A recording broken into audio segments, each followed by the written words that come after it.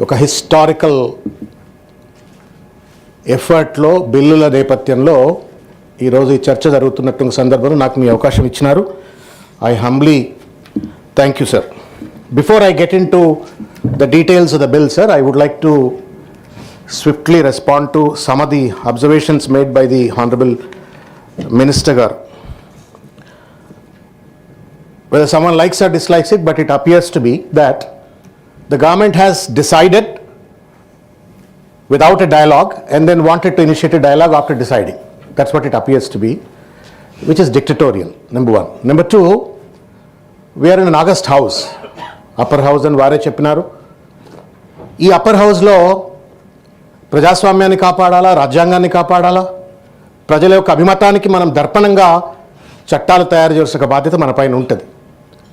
దురదృష్టం, మంత్రి గారు మాట్లాడుతూ 2-3 అంశాలు లేవనెత్తినారు. టాప్ డౌన్ గవర్నెన్స్ అని అన్నారు. Top down governance is feudalistic. Top down governance is undemocratic. Top down governance is dictatorial and anti constitutional. Democracy prescribes a bottom-up governance. That fundamental spirit has been scuttled by this government.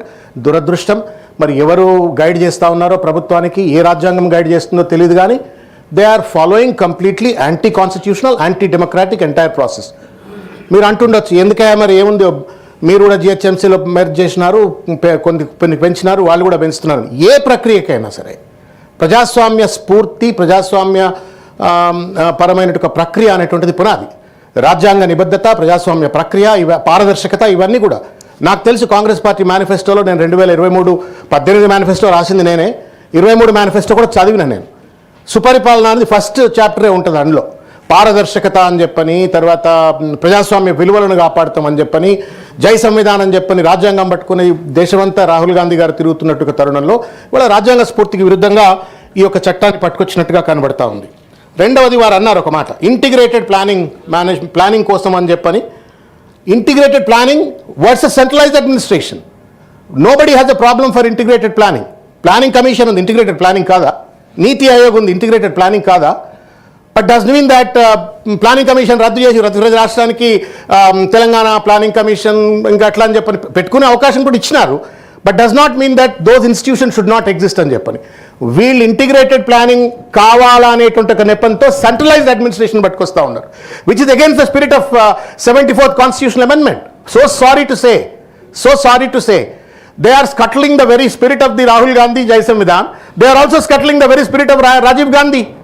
73-74 రాజ్యాంగ సవరణ పట్టుకొచ్చింది ఈ పైనుంచి కిందికి ప్రజల మీద వాళ్ళ అధికారాన్ని రుద్దడం కోసం కాదు, కింది నుంచి నిధులు, విధులు, అధికారాలన్నీ కూడా గుర్తించి ఆ ప్రకంగా పరిపాలన ఉండాలని చెప్పని, ప్రజలే ప్రభువులుగా ఉండాలని చెప్పని, క్షేత్రస్థాయిలో, గ్రామ స్థాయిలో, వార్డు స్థాయిలో ప్రభుత్వాలు ఉండాలని చెప్పని ఒక నిర్ణయాధికారాన్ని ఇచ్చే విధంగా 74th కాన్స్టిట్యూషనల్ అమెండ్మెంట్ పట్టుకొచ్చి సెంట్రలైజేషన్కు వ్యతిరేకంగా చట్టం పట్టుకొస్తే ఆ చట్టాన్ని వాళ్ళ తుంగలో దొక్కేటువంటి ఒక ప్రక్రియ చేపడతా ఉన్నారు.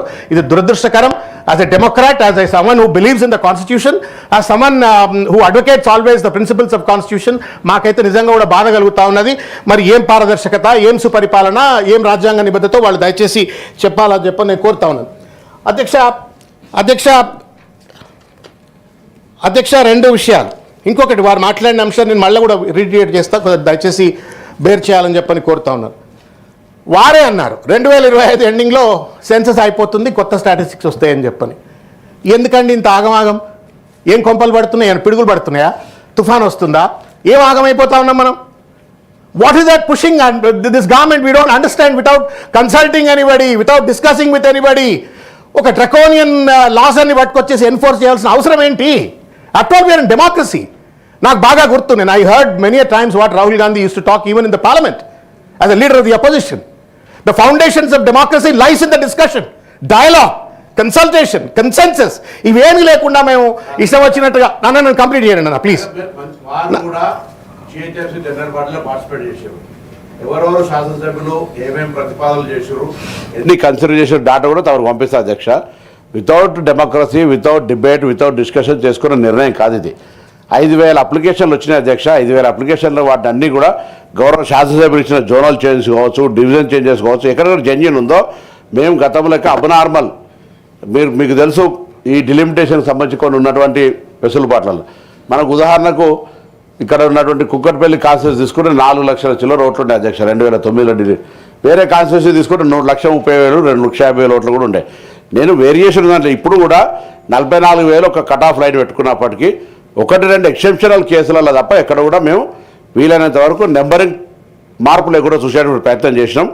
ఎక్కడైనా ఉంటే అక్కడ కొత్తగా కొన్ని కాలనీస్ వస్తావు నేను, లేదా ఇప్పుడు ఇక్కడ మన ఆదిపట్ల దాని తర్వాత అక్కడ పక్కనటువంటి వాటి కొరకు కొన్ని అటువంటి తప్ప డెఫినెట్లీ డిబేట్ జరిగింది. జిహెచ్ఎంసీలో వారు స్వయంగా పార్టిసిపేట్ అయినారు, ప్రతి ఎమ్మెల్యే పార్టిసిపేట్ అయినారు. బికాజ్ నేను హైదరాబాద్ ఇన్ఛార్జ్ మంత్రిగా వీటిని క్షుణ్ణంగా పరిశీలిస్తున్నాం. వారు చాలా పెద్ద డెమోక్రసీ ప్రజాస్వామ్యం, గతంలో కూడా మీ హయాంలో డిలిమిటేషన్ జరిగింది, ఎవరిని కన్సల్టేషన్ చేశారు, ఒక్కొక్కటి 89,000 ఒక వార్డు ఉంటే అబనార్మల్ 12,000కు సంబంధించినటువంటి విషయం లోపల జరుగుతూ ఉంది. ఇవాళ దానికి సంబంధించి మాట్లాడేటప్పుడు కొంత సలహాలు చెప్తే దానికి సంబంధించి ఏదైనా మంచి మార్పు నిజంగానే చేసుకోవాలని చేసుకుంటే. I am not a dictator. I am not in a dictator's party. I am a democratic party. I am very democratic. I am not in a democratic party. I like your dictator party. I am a democratic party. Please. That's Ravan Garu, right man in the wrong party, sir. ఆ మాట 3 సంవత్సరాల తర్వాత మీకు తెలియదు. 3 సంవత్సరాల తర్వాత 3 సంవత్సరాల తర్వాత తెలుస్తుంది. అధ్యక్ష మేము రిక్వెస్ట్ చేస్తా ఉన్నాం, గౌరవ మంత్రి గారు